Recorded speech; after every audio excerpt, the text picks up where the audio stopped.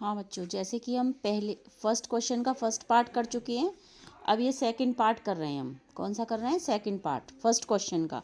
ये भी ऑब्जेक्टिव है। क्वेश्चन है, यदि समुच्चय एन में आर बराबर, ये क्या है? ऑर्डर्ड पेयर है, ए कॉमा बी, सच दैट ए बराबर बी माइनस टू और बी इज ग्रेटर देन 6 द्वारा प्रदत्त संबंध आर है, तो निम्न में से सही उत्तर चुनिए। तो ये आपको 4 ऑप्शन दे रखे हैं।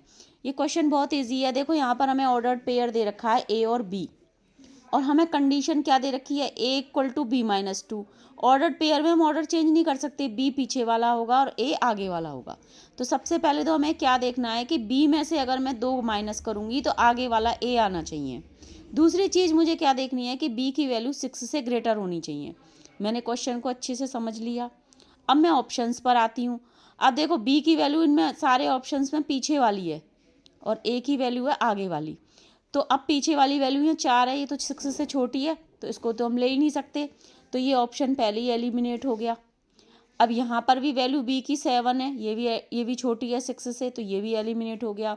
अब हमारे ये 2 ऑप्शन बचे कि इन दोनों में से कोई एक आंसर हो सकता है अकॉर्डिंग टू दिस। ठीक है।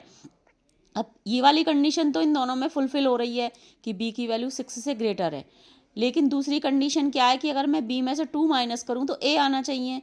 तो यहाँ अगर मैंने बी में से यानी 8 में से 2 माइनस किया तो 3 आ रहा है। 8 में से 2 माइनस करेंगे तो क्या आएगा? 6 आएगा, जबकि यहाँ पर ए की वैल्यू क्या दे रखी है? 3। तो ये गलत हो गया, तो ये वाला ऑप्शन भी रॉन्ग हो गया।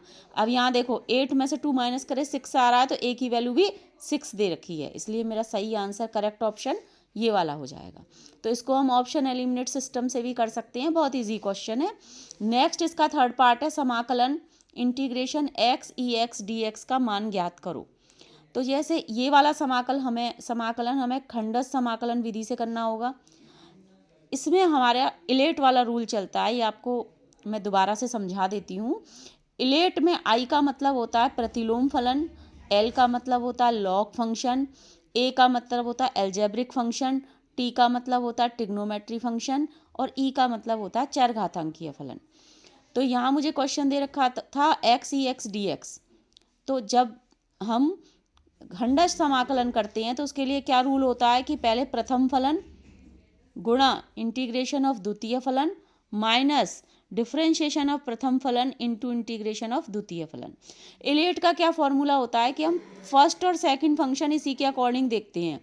जैसे कि एक्स हमारा एल्जेब्रिक है और ये हमारा चरघातांकी है, तो जो पहले आ रहा होगा इसमें इस कॉम्बिनेशन में उसको हम फर्स्ट फंक्शन मानेंगे और जो बाद में आ रहा होगा उसको सेकंड मानेंगे। तो हमारा एल्जेब्रिक फर्स्ट है और चरघातांकी सेकंड है। तो इसी के अकॉर्डिंग ये फॉर्मूला अप्लाई करके हम इसे सॉल्व करेंगे। तो देखो first function as it is e की पावर एक्स सेकेंड फंक्शन है, इसका इंटीग्रेशन कर दिया, माइनस जो फर्स्ट फंक्शन है उसका डिफरेंशिएशन इनटू सेकंड फंक्शन का इंटीग्रेशन।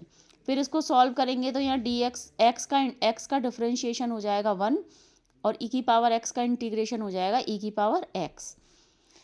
ये हो गया एक्स ई एक्स, क्योंकि ई की पावर एक्स का इंटीग्रेशन यहाँ भी ई की पावर एक्स हो गया। यहाँ 1 से मल्टीप्लाई करेंगे तो ई की पावर एक्स का ई की पावर एक्स हो गया। यहाँ से ई की पावर एक्स कॉमन आ जाएगा और एक्स माइनस 1 प्लस सी क्योंकि ये अनिश्चित समाकलन है इसलिए इसमें कांस्टेंट लगाना बहुत ज़रूरी है। अब आपको ये ऑप्शन दे रखे हैं, ठीक है, इन ऑप्शंस में से आपको सही आंसर चुनना है। तो हमारा सही आंसर होगा एक्स माइनस 1 ई की पावर एक्स। ठीक है।